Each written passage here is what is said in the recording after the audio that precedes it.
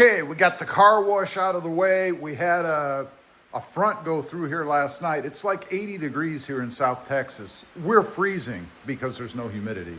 But anyway, got the truck all cleaned up. It had stuff all over it. I will say there is nothing like a hand wash. You don't get this kind of stuff left over. But nonetheless, it's much cleaner than it would have been if I was waiting to hand wash it. But I want to show you something today. You know, I see a lot of questions out there about adding electrical accessories. I've got one on mine right now, and that's the light bar in the front. And people asking, you know, where do you connect things? One of the biggest things I hear are people will put either the Raptor lights in the grill or they'll put the Fang lights on the side. I'm going to add something there myself. It's not Fang lights. It's coming. But anyway, talking about their lights go on and off when the truck's not running. It's like there's some magic going on. Well, the problem is that there are very few systems in the Tacoma that don't cycle through. In other words, every once in a while, it gets power and the circuit that people have chosen to use gets turned on. That's why you're seeing your lights come on. So what I did today, and there is an install video on this in the channel, so I'm not going to show the install here. But what I did is I added the aux beam switch. Now, I had one before, and it was this one, and I do not recommend it. It was the, 246 gang or 6 switch with this great big giant unit. The difference between this and this. Now, this might have a bigger footprint, but it's flat. It's much easier to fit. I did kind of come up with my own tray here to mount it in.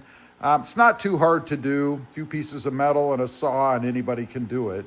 I added a negative bus bar, or a grounding bus bar, if you will. That's what I'll call it, which everything is grounded through. Now, the benefit of having one of these things, the switch, first of all, it runs into a control panel inside the cab, which you then can control all of your accessories yourself, or I should say via this switch.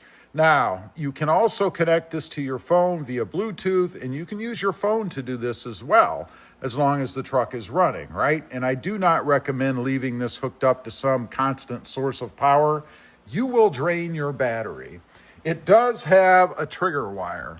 Now, the trigger wire comes off of the switch itself and goes into a fuse, I guess, in your fuse box here. And we are on the passenger side.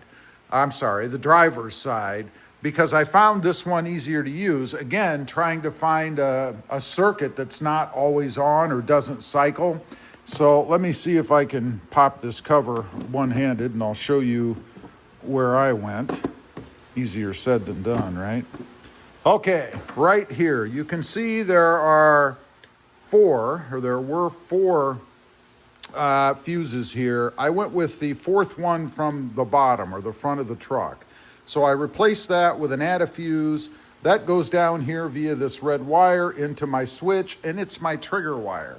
Now, what that does is it stops the switch from powering up when the truck is off. It knows the truck is off. When you turn the truck on, this particular circuit or fuse is powered, and that powers up your switch. That means that when the truck is doing its cycling thing, the reason you're seeing people with lights that come on seemingly by themselves, mine doesn't do that. Now, I say you have to hook this up. I did it once before where I did not hook that up. I simply ran power to the battery. It was always on. So the panel that you see inside, which by the way does light up, all of these light up different colors. Right now mine are just white like this. You can change them via the app, but it would always be on. And of course, that is a small draw, but a big enough draw to cause the battery to run down. I know, because I had it happen, right? So you don't want to do that. Now, the other benefit of this is, look at the organization here, right? I don't have a rat's nest of wires, not that I have tons of things hooked up to this right now, but I can run everything to this switch as opposed to having multiple wires running all over the place. And then everything is hooked up under here with one power wire, into the aux beam switch itself, and then one ground into my negative grounding bar here. You do not have to have this. Inside the switch here, there is a slot for ground. So you have positive and negative for 8 switches all across the front here. Makes it pretty easy to keep everything out of sight. And because of the way I did this with this raised tray, all of the wiring is just underneath, right? Now, let me pull the lid off of this real quick. I'll show you what the guts of it look like underneath. All right, here's what it looks like underneath. You can see for my light bar in the front, I have the positive feeding into this 10 amp fuse, and then the negative, as I mentioned, runs over here to my bar.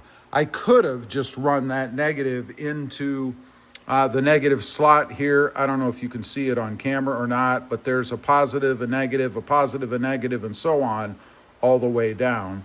And of course, you've got different amperages for fuses here. This comes with 5, 10, 15, 20, and 30 amp accessories. And it's very important that you make sure that you connect into the right switch, or the right fuse rather. Otherwise, you'll hook a 30 up to a 5 and it'll blow, because that's what it's supposed to do if it tries to draw too much.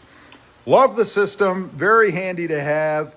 Everything, as I mentioned, is controlled in here. This is that trigger wire that I talked about. This is the wire that runs through the grommet in the front up into the cab. And then we've got negative and positive here. Very compact way, I guess, to be able to add accessories to the truck. And let's face it, we all like to add lots of electrical accessories, right? I've got 1, 2, 3 more coming right now.